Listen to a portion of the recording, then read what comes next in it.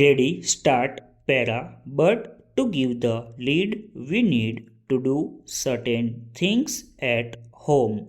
We need to be strong and clear in our mind about where we want to go. Our strength traditionally has been that we have always looked beyond the material into certain higher values, deeper values, perhaps spiritual values. We have looked beyond immediate gains. We have always tried to work for certain ideals today. This basic Indian thinking is coming under very severe attack partially from you because the real attack is from the materialistic attitude that is coming into our society. That is why I am glad to be with you here today to try and turn your attention not to just selling but also at building. Building the nation that we want to build, projecting the ideas, the ethos of India across the world. For that, we need to first look within and see what we need to preserve and what the problems are and the difficulties in preserving it. Para.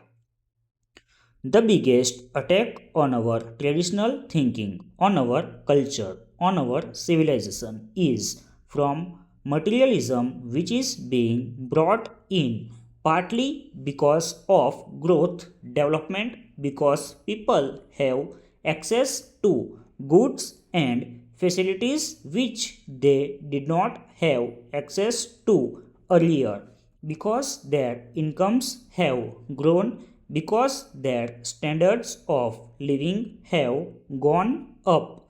The way India has grown during these past 8 or 9 years is well behind what we ever have expected. These problems are going to get compounded. I expect our growth rate to increase even more in the coming years. So, these pressures will increase even more.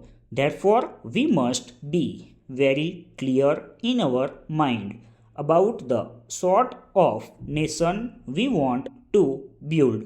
The biggest danger in going down a purely materialistic route is that we will ultimately surrender the independence that we won with so much struggle. I see that as the biggest danger.